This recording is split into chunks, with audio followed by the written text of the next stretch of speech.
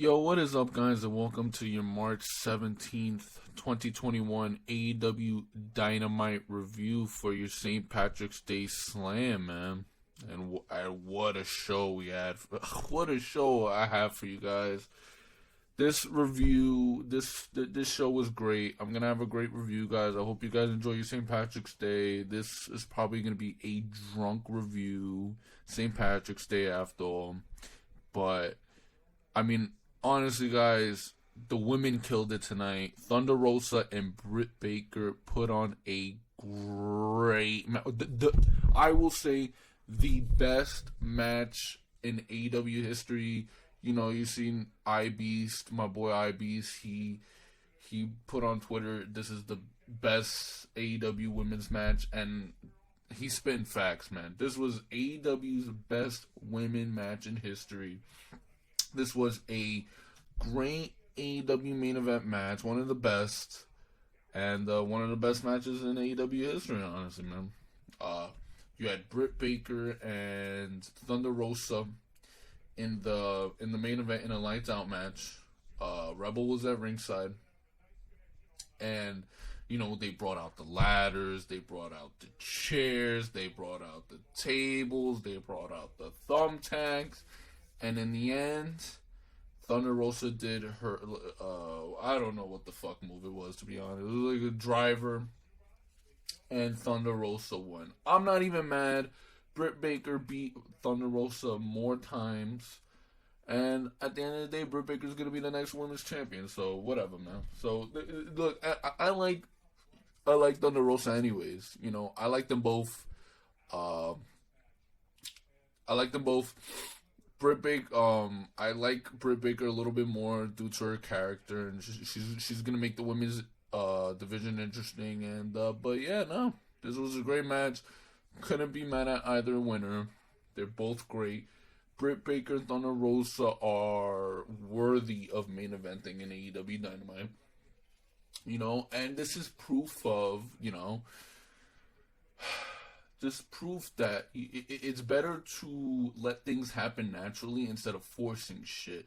Who would have cared if it was like Red Velvet versus some jobber just as a main event, but you just for the sake of main eventing? Like, that would have been stupid as shit, bro. Britt Baker and Thunder Rosa, great main event. This is what you like to see. You don't do shit for the sake of doing shit. This made sense. These are two huge stars, man. Two huge stars. It makes sense. I don't know who else is main event worthy, but these two are definitely main event worthy. So, great job on both of them. They absolutely smashed it. I love this match. So, great for them. Absolutely great on them, man.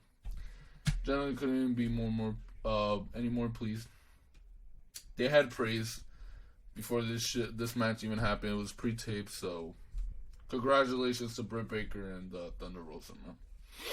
You love to see it. So this match, the rest of this card, it was still pretty good. You had Cody Rhodes versus Pentagon Jr. They still say, oh, Penta LZ, like, nah, bro. It's Penta LZ middle. It's Pentagon Jr.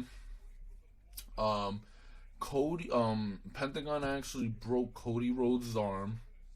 But then, it was a great match. But then, after that, like, Cody rolled up Pentagon for the win. And then, Pentagon beats up Cody, and then everyone tries to save him. Like Dustin and the Gun Club and shit like that, right? The Nightmare Family, right? So, that was that. People were pissed.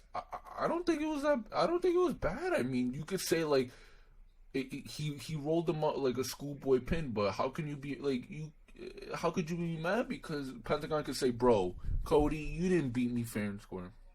You didn't beat me fair and square. Actually beat me fair and square. You know? You try to beat me fair and square. That's it. You know? That was that. So yeah, Pentagon could say, yo, Cody, you didn't beat me fair and square. The fuck happened, bro? Face me one-on-one. So there you go, that's them. You had Jade Cargill in action. She was facing Dani, Jordyn, some jobber, and she won quickly, as you figured. She was in action. The Young Bucks were interviewed backstage, and there was a T-shirt with the Young Bucks had "Don't slap leg while kicking." This was a shot at WWE. If you're a pussy, well, I don't care. This was pretty funny, honestly. Don Callis admits that he changed Kenny Omega, but he's waiting for the New Japan Pro Wrestling Young Bucks. So, and blah blah blah. So this was pretty much setting up for more Young Bucks, whether they're gonna join the original Bullet Club or not. Then there was no Inner Circle on this show. There was no Chris Jericho, so they were all selling the Attack. That's great. This was a tape show. Everyone was watching AEW tonight. MJF and his group, they made their entrance. Tully Blanchard cut the first promo. Then it was MJF. Tully Blanchard said, "Bro, like, honestly," he said some shit, and then he was like, "I started off in the Four Horsemen in a group. Now I'm ending my career, my legacy in a group." So, and then MJF was like, "Oh, he put over the talent, bro." MJF. I mean, they're called the Pinnacle. That's their group name. But, and honestly, like, he put them over, man. He put them over. This was a great segment. You know, they came out at first in, like, almost like an Evolution fashion with the suits and shit, bro. It was great. MJF is a king, is a promo king, bro. He killed it, man. Matt Hardy, he gets a promo, whatever. Then it's the 10-on-10, 5-on-5, 10-man match, and the Butcher and the Blade, Matt Hardy and Private Party, they win the match. Eddie Kingston and Jon Moxley cut a good promo. They were trying to be funny, and then they got serious and shit versus the Good Brothers. Christian Cage was interviewed, and he said, "Guys, you know, I know what you're thinking, but I'm gonna need to get some wins. I'm gonna need to get some wins before I challenge Kenny Omega for the world champion." So that was a good thing. Eddie Kingston and Jon Moxley versus the Good Brothers. Jon Moxley wins with like a small package. I mean, this needed to happen because just to protect people, Jon Moxley's still injured. Then Kenny Omega gets in. He's coming with a chair. And then, then Eddie Kingston blocks him off. He's trying to beat the shit. I thought Christian was going to come out, but no. It was the Young Bucks, and the Young Bucks were trying to stop Kenny Omega and the Good Brothers. And then they were like, "Nah, it's too sweet. Let's get back together." And the Young Bucks, they declined, pretty much. This is what we're going to be building up towards, to be honest, because, you know, It'll be interesting, though. It'll be interesting. It'll be interesting if the Young Bucks join the original Bullet Club, the Good Brothers and Kenny Omega. Sting and Darby Allin have an interview. Lance Archer interrupts, and he's like, "Darby Allin, you're like an indie darling. You suck. Whatever, fuck." And then he leaves. So he's pretty much a heel. Then Team Taz comes out, he talks his shit. Then Brian Cage gets on the mic and he's praising Sting and shit. And the Team Taz is like, "What the fuck?" So it looks like we're getting a Brian Cage face turn. Rey Fenix versus Angelico, great match, good match, but people weren't liking it. But you know, obviously Rey Fenix won, so that was a big W on them. Rey Fenix is becoming the best, honestly.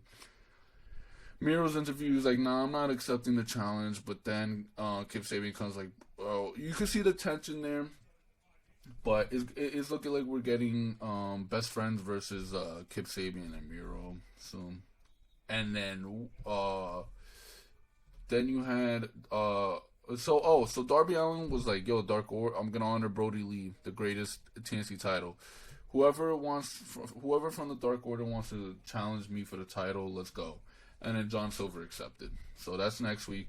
Britt Baker versus Thunder Rosa. Obviously, you guys saw that, man. Great fucking match. So I hope you guys enjoy weeks. I hope you guys enjoy weeks on this video. Please leave a thumbs up, subscribe if you're new, turn the notification bell on. And I'll see you guys for the next video, guys. Hope you guys enjoy. Laters.